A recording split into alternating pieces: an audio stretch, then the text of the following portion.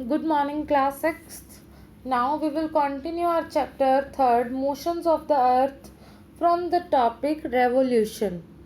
The annual movement of Earth around the Sun along a fixed path is called revolution. धरती का पूरा जो एक चक्र है सूर्य के इर्द गिर्द, एक जो पूरे साल भर में वो जो फिक्स पाथ पर घूमती है, दैट इज रेवोल्यूशन. जो 365 दिन में वो अपना एक चक्र पूरा करती है सूर्य के इर्द गिर्द. The fixed elliptical path along which the earth revolves is called its orbit. एक फिक्स पाथ है उसका सूरज के इर्द गिर्द जिसके ऊपर वो घूमती है, उसे ऑर्बिट कहा जाता है. The earth revolves along its orbit of approximately 965 million kilometer length of a speed of 29.6 kilometer per second. जो धरती है वो जो है 29.6 किलोमीटर पर सेकंड की स्पीड से जो है वो रेवोल्यूशन जो अपना कंप्लीट करती है अपने ऑर्बिट पे. It takes 365 days 5 hours 48 minutes 46 seconds to complete one revolution. धरती को एक रेवोल्यूशन पूरा करने के लिए 365 दिन 5 घंटे 48 मिनट और 46 सेकेंड जो है वो लगते हैं. To complete one revolution, for the sake of convenience, we considered it as 365 days and taken a single year. The extra quarter of a day adds up to make a whole day in a period of 4 years to make a whole day, which is called a leap year. ऐसा होता है ना कि 4 साल बाद leap year आता है. There is 29 Feb. तो वो इसीलिए होता है कि जो धरती को है वो एक रोटेशन पूरा करने के लिए 365 दिन 5 घंटे 48 मिनट और 46 सेकेंड लगते हैं. तो जो 4 साल जो ये 5 घंटे और 48 मिनट बचते हैं इसको मिला के लास्ट में एक डे बनाया जाता है जो कि 29 फेब होता है और उस ईयर को लीप ईयर कहा जाता है. ओके. तो वो उस डिफरेंस को कंपनसेट करने के लिए होता है. जो डिफरेंस जो है मतलब कंपनसेट होता है, जो हम 5 आवर्स का जो डिफरेंस लेके चलते हैं उसको कंपनसेट करने के लिए एक नया डे बनाया जाता है after 4 years. The distance between the sun and earth is not constant throughout the year. पूरा साल धरती और सूरज के बीच का जो डिस्टेंस है वो चेंज होता रहता है, वो सेम नहीं रहता. This is because the orbit is shaped like a ellipse and is not a circular. क्योंकि अगर नीचे इमेज में देखो तुम तो ये क्या है, ये एलिप्स के मूवमेंट में है. अगर ये चीज़ देखो ना तुम यहाँ पे, ये देखो इस तरीके से, तो ये क्या है, ये एलिप्टिकल है. ये जो है हमारे ये सर्कुलर नहीं है. तो अगर हम ध्यान से देखें तो इस पार्ट पे जो है डिस्टेंस ज़्यादा है और यहाँ पे जो डिस्टेंस है वो कम है. तो इस वजह से जो अर्थ और सन के बीच का जो डिफरेंस है वो टाइम टू टाइम चेंज होता रहता है, वो सेम जो है वो नहीं रहता. When is Earth is nearest to the Sun at a minimum distance of 147 million kilometers, it is said to be a perihelion. It occurs on 3rd January every year. At aphelion, the Earth is farthest away from the Sun of the distance of 152 million. It occurs on 4th July. अगर हम देखें तो जो सबसे ज़्यादा difference है वो 4 जुलाई को देखा जाता है और जो सबसे कम है वो जो है हमारा 4th ऑफ जैन को होता है.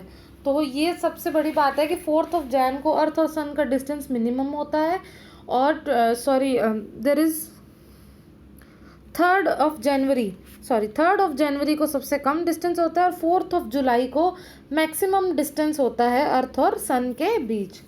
Effects of earth revolution. Earth के रेवोल्यूशन से क्या इफ़ेक्ट्स होते हैं? The revolution of the earth along with its inclined axis determines the primary distribution of the sun energy. अगर हम इसका फ़ायदा देखें तो इससे हमारी जो सन एनर्जी है वो प्राइमरी डिस्ट्रीब्यूट होती है सबके बीच में. Its primary effect is the occurrence of different seasons through out the earth. इसी वजह से हम देखते हैं कि हमारे थ्रू आउट द अर्थ जो है डिफरेंट सीजन्स आते हैं. हम कहते हैं ना समर है, विंटर्स है, स्प्रिंग सीज़न है, ऑटम है, रेनी सीज़न है. तो ये सारे सीजन्स इसी रेवोल्यूशन की वजह से होते हैं. The varying lengths of day and night through the earth has a result of this. और जो दिन और रात का जो समय, हम कहते हैं ना सर्दियों में रात लंबी होती है, दिन छोटे होते हैं, गर्मियों में दिन लंबे होते हैं, रातें छोटी होती हैं. तो ये भी जो डिफरेंस है रेवोल्यूशन की वजह से ही आता है.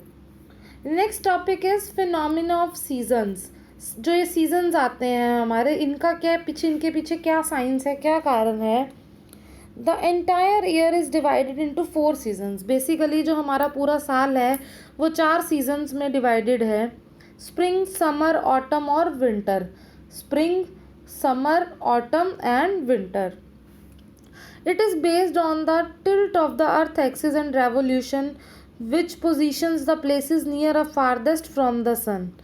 अब इसके पीछे कारण है जो धरती का नियरेस्ट और फारदेस्ट, जो सन के कभी करीब होती है तो कभी दूर होती है, और जो अर्थ जो है वो टिल्ट है।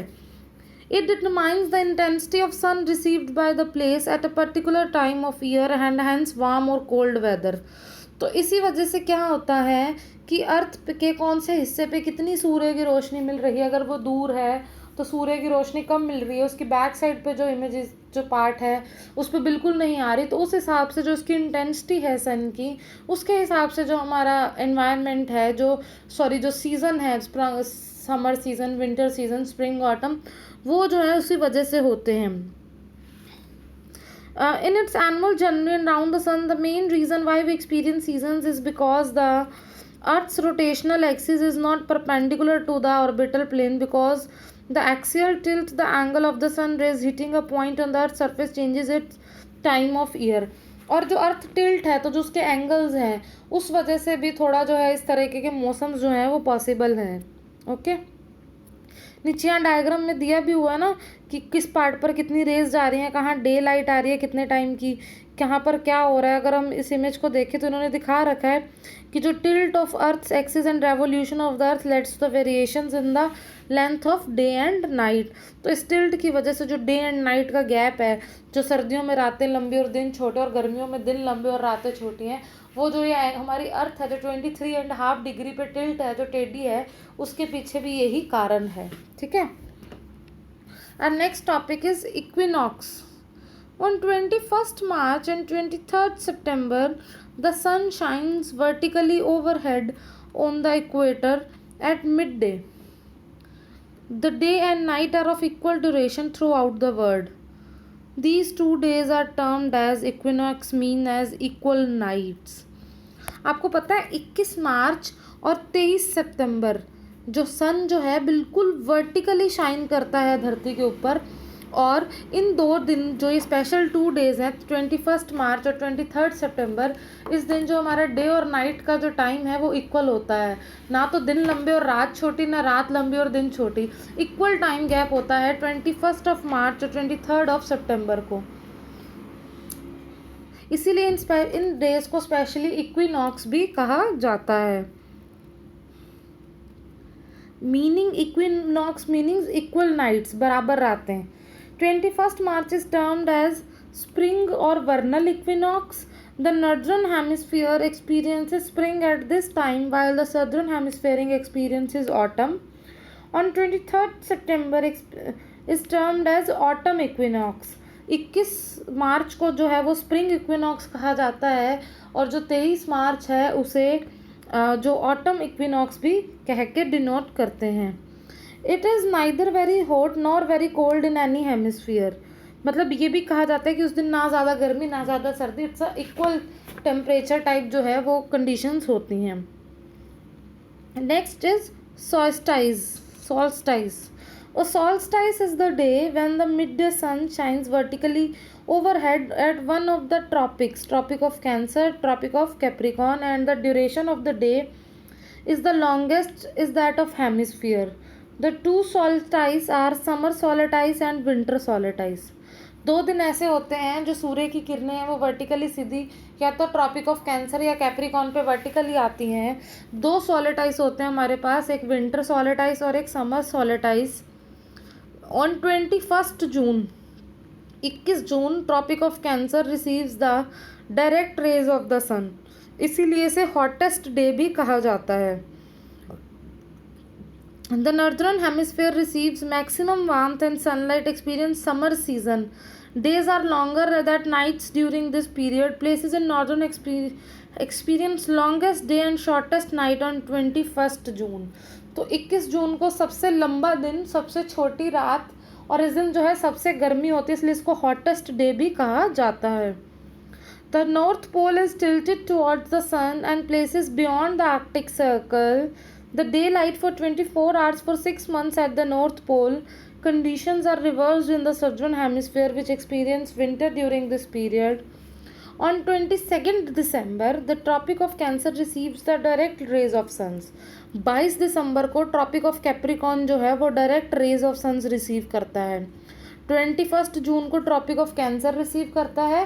22 ऑफ दिसंबर को जो है ट्रॉपिक ऑफ कैप्रिकॉन जो है वो डायरेक्ट रेज रिसीव करता है. Places beyond the Antarctic circle have continuous daylight for 24 hours on this day. Antarctic circle पे पूरे 24 घंटे इस दिन दिन रहता है. While places beyond Arctic circle 24 hours darkness, और आर्कटिक सर्कल पे 24 घंटे जो है वो रात रहती है. The south pole receive 6 months of daylight during this period, while the north pole has continuous darkness for 6 months. This date is termed as winter solstice, with the northern hemisphere experiencing winter. इसीलिए इसे जो है winter सॉलिटाइस भी कहा जाता है. इस दिन जो नॉर्दर्न हेमिस्फेयर में अब क्या है सर्दियाँ एक्सपीरियंस होती हैं, और इस दिन ट्रॉपिक ऑफ कैप्रिकॉन पे जो है डायरेक्ट सनलाइट्स आती हैं. ठीक है, यहाँ पर कुछ एक्टिविटीज़ दी हुई हैं हमें. फर्स्ट एक्टिविटी है, पहले हम टॉपिक कंप्लीट कर लेते हैं फिर हम एक्टिविटीज़ पे मूव करते हैं. To sum up, we can say that the rotation and revolution of Earth along with the inclined axis are responsible for the phenomena of day and night and changes of seasons.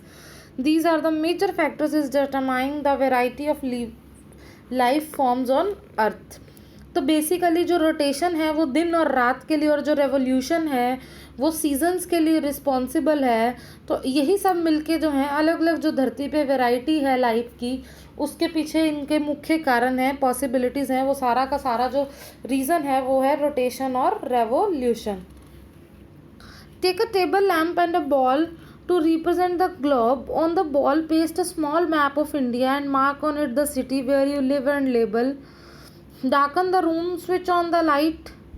Place the ball in front of the light at the distance of 1 foot. The map should be facing the opposite side. एक lamp ले लें, उस पर एक ball पे map चिपका दें India का, और उसको जो है ऑपोजिट साइड पे लेबल कर दें, प्लेस कर दें.